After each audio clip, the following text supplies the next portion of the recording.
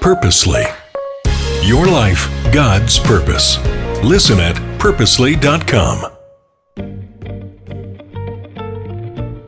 The Holy Spirit came upon me literally to the point where it was so hot and so warm and so wonderful.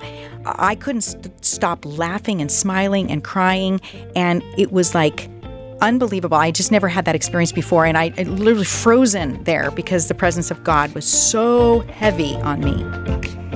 Her name is Mary Hudon, and if you missed last week's introduction episode, I need you to hit pause. I need you to go back one, because that's where we talk about Mary's childhood, her upbringing. She is a twin, and her mom didn't even know she was about to have Mary. Her mom had her, what's your sister's name? That was Barbara. Barbara. Okay, so Barbara was born, and then all of a sudden, here comes surprise. Mary doesn't even have a middle name because her parents were not even expecting her. And I just think such a magnificent birth story was really just, it's kind of like God wanted everyone to know, hey, I've got some surprises in store with this one. Mary talks about being in the DEA, rappelling out of helicopters, being undercover at age 22, going into the FBI Academy. So yeah, go back, listen to all that, and then pick it up right here with episode 2. Thanks for sticking around, Mary. Thank you, Sarah. I should have great time. I should have known that we would be doing 2 episodes just because you have so many incredible stories. Well, I'm old. No, if you could see Mary, you're beautiful. There was a story that I forgot to ask last time, and I remember hearing this once, but my details are foggy. There was something about swimming at the FBI Academy. And you really had to overcome some obstacles. Yes. What am I remembering? Yeah. So I am terrified of water. I'll just be honest with you. And that is the only fear I really have. It's not that I like water when I'm on a boat, but I do not swim because my upbringing, my training from my family is that, if you go in the water, you're going to drown. So none of my sisters know how to swim. None of them. So in the academy, there is a week that you have to do water training. And I was dreading this week. So what you have to do is they have a very large swimming pool, very, very deep. And every agent has to put on their raid gear, meaning that they have a vest, they have camouflage, they have boots, so a long shirt, jacket, heavy jacket, and pants. And your job was to be assigned to another agent, and you have to jump in the pool off the diving board and take off your top, shake it out, put air in it, tie it, and use it as a flotation device to save your partner. And so I'm looking at all of this team thinking, wow, this is going to be, I'm going to drown. I know I'm going to drown, so I might as well just accept it. So everyone went. We had 48 people in the class, except for 3 people, me, Tebble Holman, and another guy, Tony. And I looked at them and they couldn't swim either. And so I said, okay, I'll just go. So I get up on the diving board and I literally jump off and I land on the bottom of the pool and literally sat on the bottom of the pool, sunk, and I could not get up. And I sat there thinking, you know what? This is the end of my life. I am not going to survive this. I am not. And the next thing I see is this really long pole being handed to me literally from the top. And I think the pool was about 12 feet deep and I was sitting on the bottom of it. And I grabbed onto the pole and they yanked me out and pulled me out of the water. And I looked at them just, literally like a drowned rat. And I thought, well, that didn't work. So I survived, but I never heard the end of it. So I didn't help anybody. And I learned how to really feel littler than most of my friends because I knew that was something that I kind of failed at. On the other hand, I wasn't going to be in the Navy and I didn't know that I was going to have to use water. So I didn't feel that bad. Have you since learned to swim? Not really. Okay. I am not a swimmer. Water is not you're my... just out. Yes. You gave it a try. They pulled you out literally. It's true. And they put you in a different category. They totally did. And they said, well, we were going to have you save somebody, but we saved you. And I said, thank you so much. We're going to have you jumping out of helicopters instead. It's okay. I'm okay with the earth and the land. Not the water. Okay, so... so if you listen to the previous episode and if you listen to that, you know that Mary made it through the FBI Academy. Anything else you want to say about that time? that was just one of my greatest challenges, but yet one of my, I think, moments where I knew God was, really working through me and with me and guiding me. And so once you graduated from the academy, you worked with the FBI for a little while, and then they sent you to another training thing. That was SWAT school. When I worked, so FBI Quantico, Virginia trains federal drug enforcement agents and also FBI agents. And so the drug enforcement piece is paramilitary. It's all drug, narcotics, Colombian cartels, Mexican cartels, all that. And so that was my piece. And so I was assigned to Sacramento, California for that piece. And I got into that office and while I was there, I had been actually dating a guy that I knew for many years, and he actually got into the CIA. So I was DEA, he was CIA, and he was all over the world and not around. And so I dated him for many years and thought I was going to marry him. And one day, I got a phone call, and this is, again, how the Lord works. This gentleman called me from Belgium, and he said, "Mary, I'm so-and-so, and I want you to know that you should not marry that man." And I thought, well, why not? And I was back east actually at a training, and I'll never forget that phone call. And he said, "I like you too much. You're too good of a person." So then he proceeds to tell me all this stuff. And I hung up the phone, and it felt like my whole life had just collapsed because I had invested for 4 to 5 years in this person who was one of my best friends, family friends, and trusted that person, even though I was gone. He was a Christian. I was a Christian. Family was a Christian. And I just stopped for a moment and realized God had saved me from making one of the biggest mistakes that I was going to make. At the time, I didn't realize that. I didn't. And I was depressed for about 3 months, thinking that it was over. Did you end it with him? Did you call and end it with him? Yeah. So what happened was it was in the middle of the night. So I made the phone call and I said, here's what I know and here's what's going to happen. And, it's done. It was the hardest thing I think I could have done because you're basically best friends with the family and we'd go to church together. And so, it's a choice. Everybody has a choice. Whether you're Christian or not, you have a choice to make about how you treat people and what your faith in the people that you have, loyalty and all that. And it taught me something about trust. So I went home from Washington, D.C. and went to my room. And I literally collapsed on the floor and I cried out to the Lord. And I said, "Lord, I never want to date anyone in law enforcement ever again. I don't want to have anybody in my life, but you know me and I need to be married to someone because I want to have a family." And I literally cried and cried and cried that night. And I asked the Lord to bring me someone.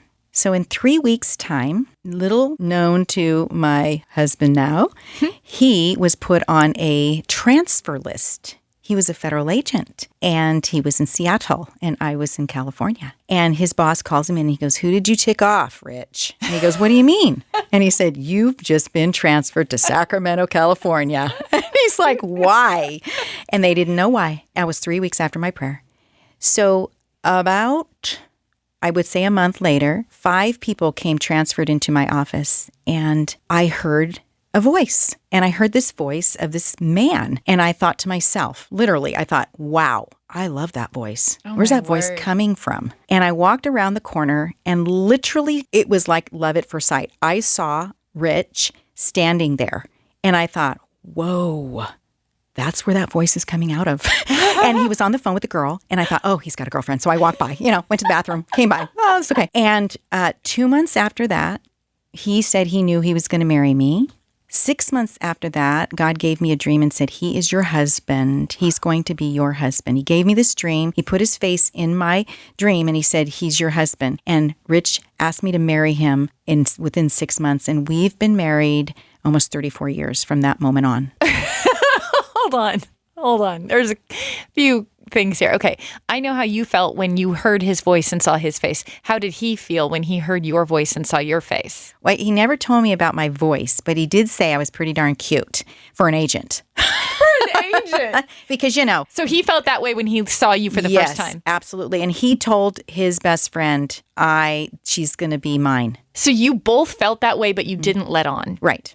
And my agent friends, most of them were male. They said, you laugh at every single one of his jokes, and they're not that funny. So I think you like him. And I said, I don't like him. No, I don't like him.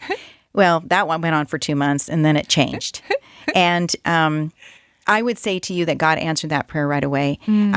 He's in law enforcement. He was 38 years federal law enforcement, just retired, and we traveled all over the world together. But that was just the beginning of our life. And we got married in 1992. Mm-hmm. I love that so much. Yeah. So how long were you, so he, 38 years for him. I know you guys served a term in the Middle East. How did that come about? Yeah. So when we were married, we decided after a couple of years we wanted to go to Bogota, Colombia. We wanted to do some serving in those kind of areas where we felt like that's where we can serve the best. And, we were going to church. We were Christians. We were praying about it. They didn't have any options for us. So I ended up deciding that I really did want a family. And in 1995, I had my son, and I left the agency because I felt like that was going to be difficult if I was an agent and my husband was an agent and I had a child. So I left the agency in 1994, had Mason in 1995, and when he was 11 months old, we actually got transferred to Cyprus, the island of Cyprus. And my husband had to go to Arabic training, and so he did that. And we left for Cyprus in 1995 when Mason was 11 months old. And that was our first tour for 4.5 years on an island. And what was it like to raise a toddler on an island with a husband who's an agent? Yeah, well, it was almost 23, hours flight, first of all, and it was crazy.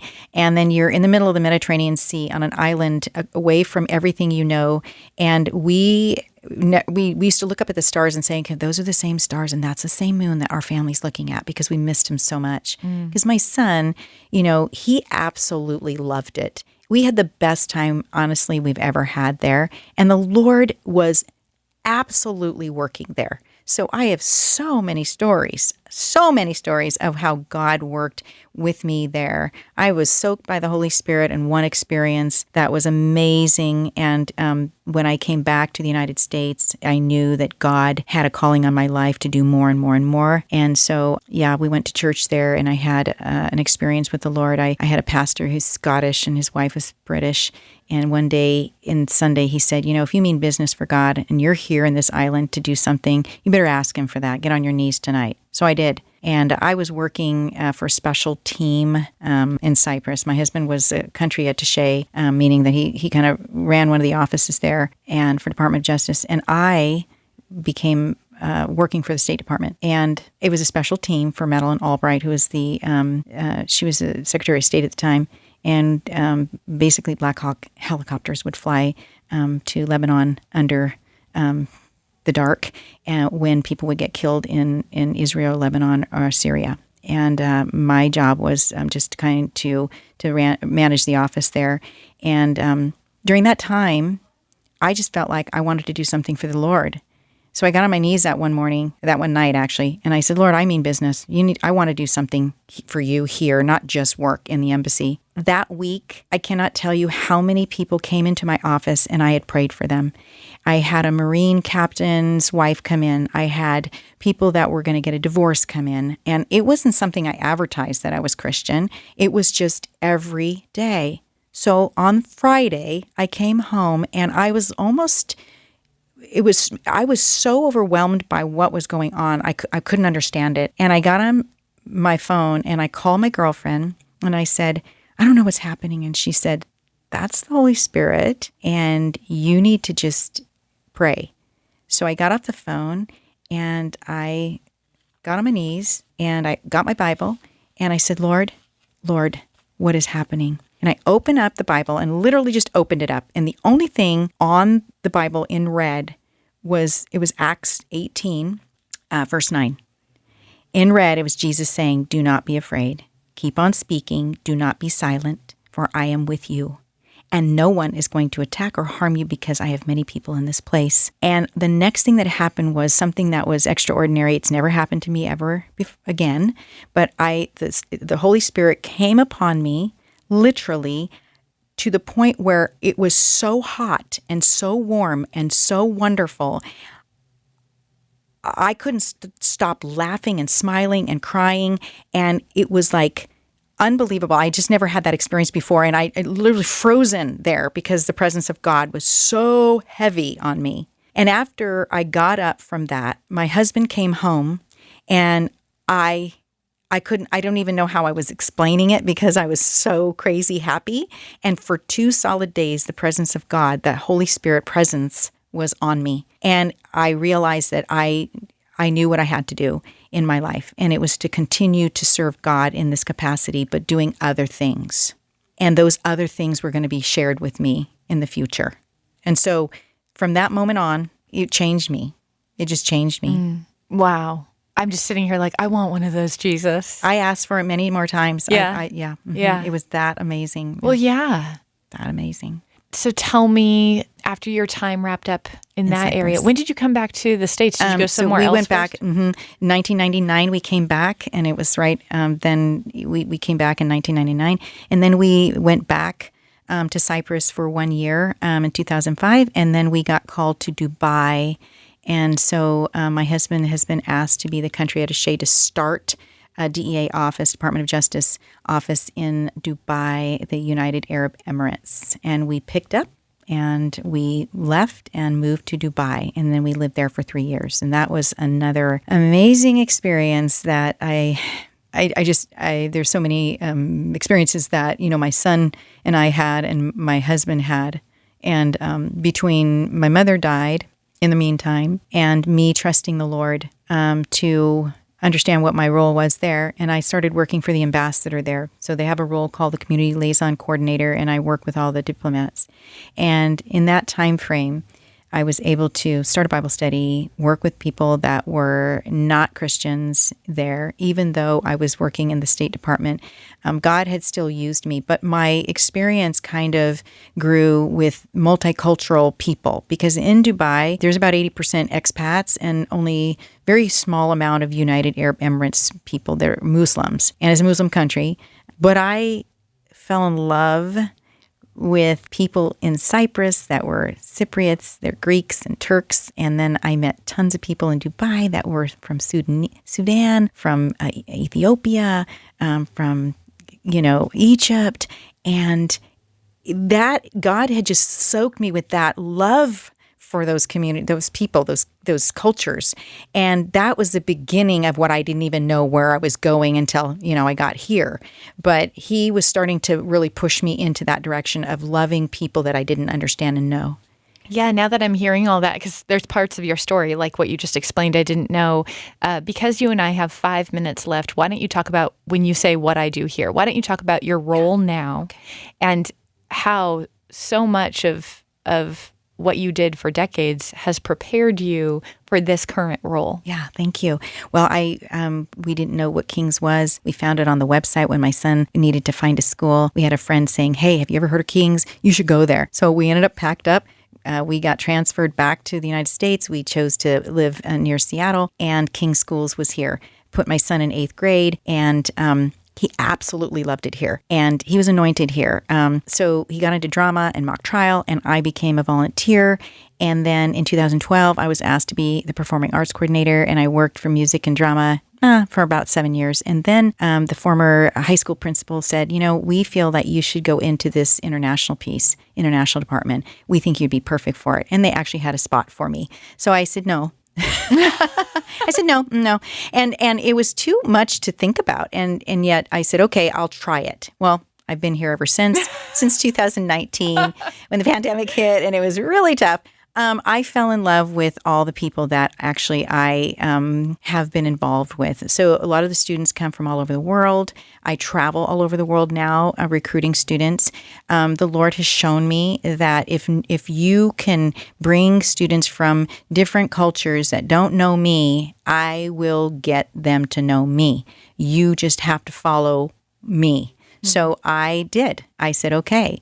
And this last year, we had the opportunity to discuss last 2 years about a dormitory because we felt like that would be a great opportunity to disciple young people from China, Korea, Vietnam, and all over. And we just opened it. And so I've just now become the residential life director in addition to international.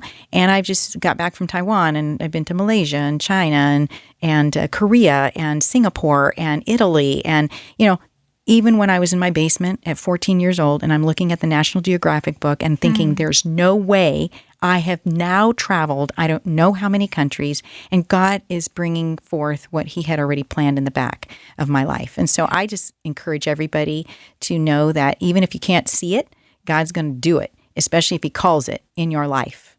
And I am just grateful. I am so grateful. I feel like I'm living the life, and I'm grateful for it. On a personal note, I sought Mary out a couple years ago when my daughter was a junior at King's, and my daughter came to me wanting to go to Kenya. And something about my personality, one of the reasons I'm so drawn to Mary and her story is because, a good little Saturday to me might be, let's go to Costco, maybe like, I don't know, a nice little dinner at the Nordstrom Basil. Just stay close. I hug the walls. I stay close. I always like to have an urgent care nearby in case I might need it. So when my own baby, 17-year-old baby, was like, Mom, I want to go to Kenya, I knew in my heart instantly the answer was yes. I knew that the Lord was like, she needs to go. And she's not the issue. You're the one that needs to, sign off. And my husband was for it because he grew up traveling the world with his parents as well. So I instantly knew in my heart I was going to come find you. And the reason I knew that is because I already knew that you would encourage me to say yes. And that's why I chose you, is because I didn't want to go to anyone that was going to talk me out of it. I didn't need to hear more of my own fearful voice. I needed to go to someone that would be like, absolutely. I came to you and you prayed with me and you encouraged me and shared about just, what you said about your own son, that they are a gift. On loan, created in God's image. And so, yeah, she went and she loved it. And you survived? I survived. I did. The group did get really ill while they were there. She had to go to get medication at a hospital. And so I was just praying at home. And I shouldn't say just praying. The Lord was like, this is what you do. You pray. I'm there with her. I've got this. I'm not worried. You don't need to be worried. And so anyways, I'm just really grateful on a personal note for ways that you've inspired me. Thank you, And also really grateful for you to share all of these stories. Just in your final concluding thoughts, what would you say to somebody, I guess similar to me, where our world might be just in the same little suburb for the most part, and yet you've traveled everywhere? What do you know about God and God's love for all people and all nations, and just the fact that he holds this world in his hands? And how has having an expanded view of God and saying yes and getting out of your comfort zone, being fearless, breaking boundaries, how has that expanded your ability to understand who God is and his love for us? That's a very good question. It's a very big question. I would say that if you feel limited and defined by yourself and others, that is the first piece that you need to reevaluate.